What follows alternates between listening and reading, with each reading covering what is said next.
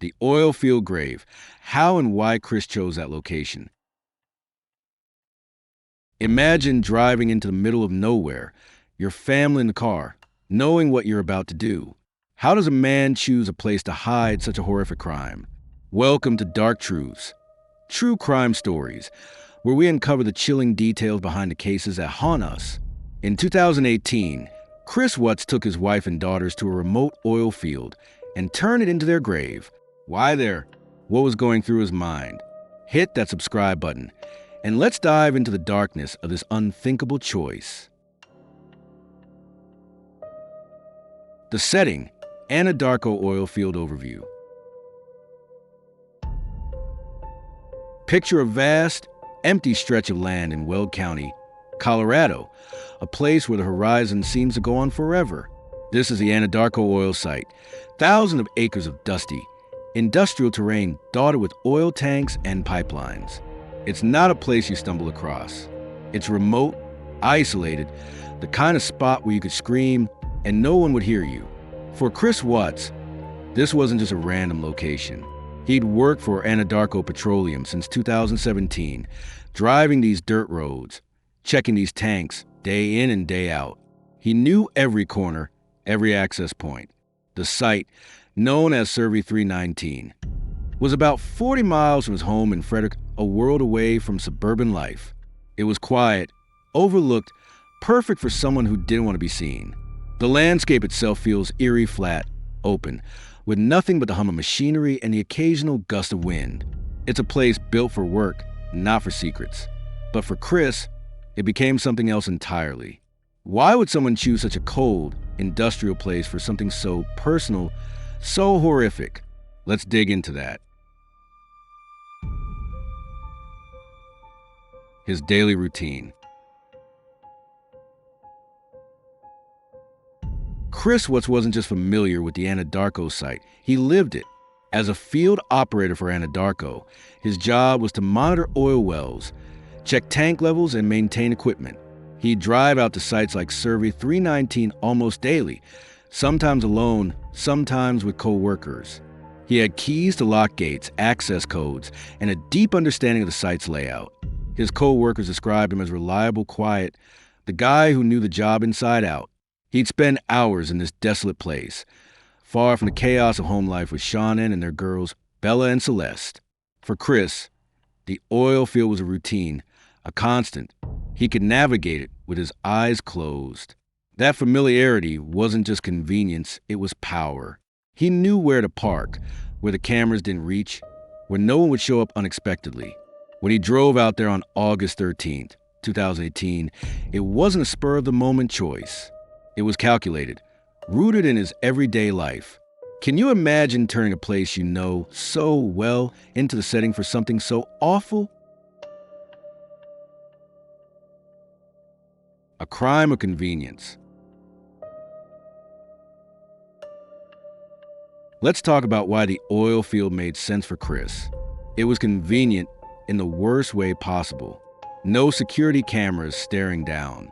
No nosy neighbors. No random passersby. Just miles of empty land and oil tanks that stood like silent sentinels. Chris didn't need to scout a new location or take risks somewhere unfamiliar. He already had the keys literally and figuratively. Court documents show he drove his company truck to Survey 319 that morning, a vehicle equipped with GPS but no live monitoring. He knew the site was off the radar, a place where he could work undisturbed for hours. The isolation was his ally. He could take his time, cover his tracks, and leave without anyone batting an eye. It's chilling to think about, isn't it? How someone could use their everyday routine as a blueprint for murder. What does it say about a person who sees opportunity in a place like that? The psychological landscape. But it wasn't just about logistics. The oil field meant something deeper to Chris. Psychologists who studied the case say it was his escape, a place where he wasn't a husband or a dad, just a worker in control. At home, things were messy. Shanann was pregnant with their third child, Nico. They were in debt, and Chris was hiding an affair with Nicole Kessinger. The oil field was different. Out there, he called the shots. No arguments, no responsibilities, just him and the job. Choosing this place to bury his family wasn't random, it was symbolic. It's like he was trying to erase his domestic life in a place where that life didn't exist. Some experts say it reflects his fractured state of mind, a need to compartmentalize. By taking Shanann, Bella, and Celeste to the oil field, he was drawing a line between his two worlds. But can a place really help you escape who you are? Or did it just make the crime feel more real to him? Hiding in plain sight. Here's where it gets even creepier. After committing the murders, Chris didn't just leave the site and never look back. He returned to serve it 319 multiple times in the days that followed, working alongside coworkers like nothing had happened. He'd check equipment, chat about the job, all while knowing what he'd hidden there. Investigators later noted how calm he seemed, blending into his routine. One coworker told police Chris was his usual self, maybe a bit quieter, but not enough to raise alarms. It's like he thought he could hide the crime by acting normal, as if the oil field could swallow his secret forever. That boldness or arrogance makes you wonder, how do you go back to a place where you did something so horrific and act like it's just another day? Was he really that confident, or was he just pretending, even to himself? The oil tanks, a grisly choice. Now, let's talk about the most disturbing part, the oil tanks. Chris placed Bella and Celeste's bodies in two separate crude oil tanks at Server 319. These tanks were massive, filled with thick, toxic oil, and their access hatches were only 8 inches wide. Think about that, 8 inches. The effort it took to force their small bodies through those tiny openings is almost too horrific to comprehend. Investigators believe he chose the tanks to destroy evidence. Crude oil is corrosive, and he likely thought it would break down the bodies, making them harder to find or identify.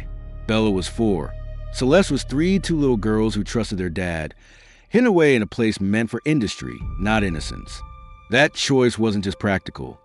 It was brutal, dehumanizing. Why go to such lengths to hide them like that? What kind of mindset lets you turn a place of work into a tomb for your own children? Shanann's burial site. Shanann's body was treated differently. Chris buried her in a shallow grave near the oil tanks, just a few feet deep in the rocky soil. She was 15 weeks pregnant with Nico, and he left her there, exposed to the elements, while the girls were concealed in the tanks. That contrast is telling. Some psychologists suggest it shows a deeper resentment toward Shanann. By burying her in the ground, he was physically distancing her from the girls, maybe even from himself. Others say it was practical. He couldn't fit her body in the tanks, or he didn't have time. Either way, it's a chilling glimpse into his mind. The shallow grave was sloppy, rushed. Dirt was disturbed, easy to spot for investigators. Did he think no one would look? Or was he so detached that he didn't care? Can you imagine the coldness it takes to leave your wife and unborn child like that? The terrain as a barrier. Weld County's landscape played a big role in Chris's plan. The oil field is surrounded by open plains, dirt roads, and endless stretches of nothing. It's the kind of place where you feel alone, cut off from the world. For Chris, that isolation was both physical and psychological. The 40-mile drive from Frederick gave him time to think, to separate himself from the crime. Out there, with no houses or people in sight, he could pretend it wasn't real. The terrain was a buffer, a way to distance himself from the life he was destroying. But it wasn't foolproof. The open landscape meant any disturbance like a fresh grave stood out. It's like the land itself betrayed him. How does a place shape a crime like this? Did the emptiness make it easier for him to act, or harder to hide? His return to normal. After disposing of the bodies, Chris drove back to Frederick and slipped into his routine. He texted co-workers about work, answered calls, even gave TV interviews, pleading for his family's return. It's chilling hours after the murders. He was playing the worried husband, standing on his porch for cameras. He acted like nothing had changed, like the oil field held no secrets. Neighbors said he seemed calm, maybe a bit nervous, but not enough to suspect murder. His ability to switch gears so fast stunned investigators later. How do you go from committing such a crime to chatting about your day? Was he acting? Or had he already convinced himself it was over? What kind of person can live with that kind of secret? The discovery. Chris thought he covered his tracks, but he underestimated technology. His Anadarko truck had GPS, logging his trip to Server 319 on August 13th. His cell phone pinged nearby towers, placing him at the site. When Shanann's friend raised the alarm and police got involved, that digital trail led them straight to the oil field. On August 15th, investigators searched Server 319. Cadaver dogs picked up scents near the tanks and a patch of disturbed soil. By the next day, they found Shanann's body in the shallow grave and confirmed the girls were in the tanks. The GPS data was undeniable. Chris couldn't lie his way out. It's almost poetic, isn't it? He chose a place he thought was safe, but the very tools he used every day betrayed him. How does it feel to be caught by your own routine? The Coworkers Reactions. Chris's co-workers at Anadarko were some of the first to sense something was wrong. They'd worked alongside him for months, trusted him. When police started asking questions, they were shocked. One co-worker told investigators Chris seemed off that week, quieter than usual, but they never imagined this. When the truth came out, the betrayal hit hard. A colleague named Luke Eppel later testified about the horror of learning what Chris had done at a place they all knew so well. "It was our workplace," he said, "not a graveyard." They felt violated, their trust shattered. Can you imagine working with someone every day, only to find out they used that same place to hide a crime? How do you ever go back to a job after that? Law enforcement's response. When police arrived at Server 319, the scene was unlike anything they'd faced. The oil field was vast, but the signs were there: disturbed dirt near a tank, a patch that didn't look right. Cadaver dogs confirmed it almost immediately. Investigators knew they were standing on a crime scene. The Weld County Sheriff's Office brought in heavy equipment to excavate. Finding Shanann's shallow grave was grim, but the oil tanks were worse. Officers describe a moment they realized the girls were inside. Pure horror.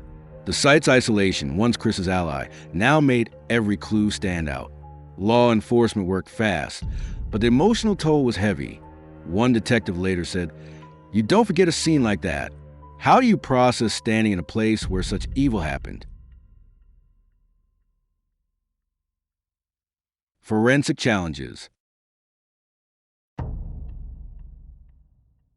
Retrieving the bodies was a nightmare. The oil tanks were filled with crude oil, thick and toxic. Investigators had to drain them carefully, wearing protective gear to avoid contamination. The process was slow, gruesome. Each tank had to be opened, the oil siphoned out, before they could reach Bella and Celeste. Forensic teams faced unique challenges. The oil degraded evidence, making it harder to collect DNA or determine exact times of death. Yet they found enough hair, tissue to confirm the girls' identities. Shanann's shallow grave was easier to process, but the soil was rocky and her body was exposed to the elements. The brutality of the disposal shocked even seasoned investigators. One forensic expert called it deliberate destruction. Why would someone go to such lengths to erase their family? What does that tell us about their mindset? Symbolic isolation. The oil field wasn't just a hiding spot, it was a mirror of Chris's mind. Psychologists say he chose it because it represented his isolation. At home, He was trapped by marriage, fatherhood, expectations. At work, he was free and control. By bringing his family to Survey 319, he was merging those worlds, destroying one, protect the other.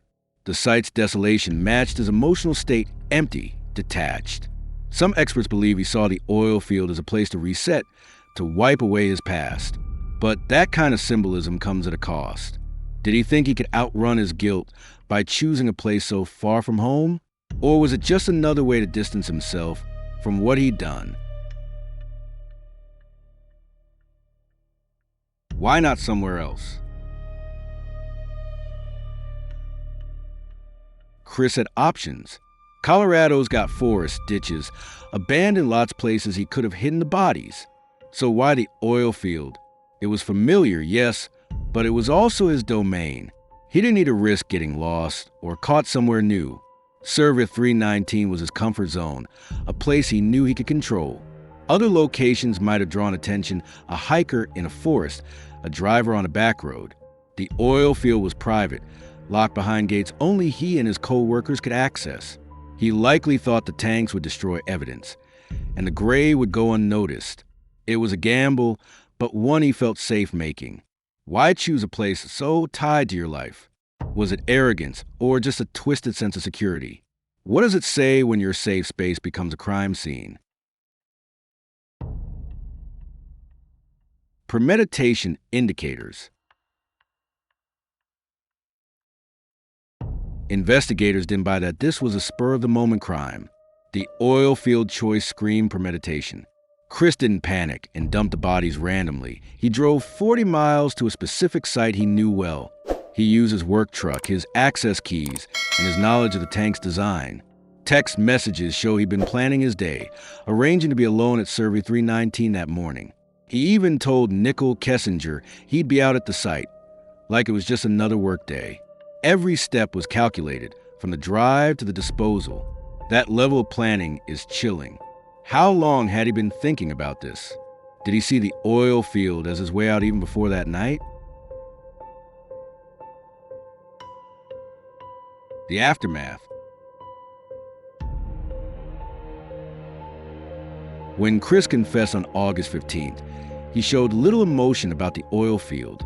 In his 2019 prison interview, he described the burial almost clinically: where he parked, how he dug, how he maneuvered the bodies.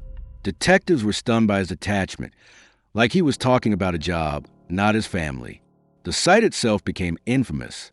Anadarko shut down operations at Survey 319 temporarily, unable to reconcile the horror with the workplace. Employees struggled to return, haunted by what they'd learned. The oil field was no longer just a job site, it was a graveyard. How do you live with yourself after turning a place like that into a crime scene? Can you ever really disconnect from what you've done? What the site says about him. Psychologists who studied Chris say the oil field choice reveals a lot. Killers often pick places that mean something to them, consciously or not. For Chris, Survey 319 was where he felt in control, away from the pressures of home. It was his domain, a place where he wasn't failing as a husband or father. By choosing it, he was asserting power over his family's fate, something he felt he lacked in his marriage. The oil tanks, especially, show a need to erase, not just hide, the evidence of his actions. It's like he wanted to wipe his family from existence. What does it say about a man who turns his workplace into a grave? Was it about control, or was it about running from who he'd become? Revisiting the crime scene. Years later, the Survey 319 site still draws attention. True crime enthusiasts, filmmakers, and journalists have visited, standing in that eerie silence. The landscape hasn't changed much. Flat, dusty, with rusted tanks looming like ghosts. The shallow grave spot is unmarked now, but you can feel the weight of what happened. Documentaries, like the 2020 Netflix film American Murder, used aerial shots to show the site's isolation, its stark emptiness. Visitors describe a chill, a sense that the place holds onto its secrets. It's not just a location, Anymore, it's a symbol of one man's darkness. Can a place carry the memory of a crime like that? What's it like to stand where such horror unfolded? A place of work turned into a graveyard. The Anadarko oil field was supposed to be Chris Watts' perfect hiding place, a remote corner of Colorado where he could erase his family and start over. But instead of covering his tracks, it exposed him, becoming the centerpiece of a national nightmare. Survey 319 isn't just an oil site anymore. It's a graveyard, a haunting reminder of deceit, destruction, and the darkness one man carried inside him. Thanks for joining us on this chilling journey into the Chris Watts case here on Dark Truths, True Crime Stories. If this story sent shivers down your spine, hit that like button and share your thoughts in the comments. What do you think drove Chris to choose this place? Don't forget to subscribe and ring the bell for more true crime mysteries that dig deep. We got plenty more coming your way, so stay tuned. Until next time, keep seeking the truth.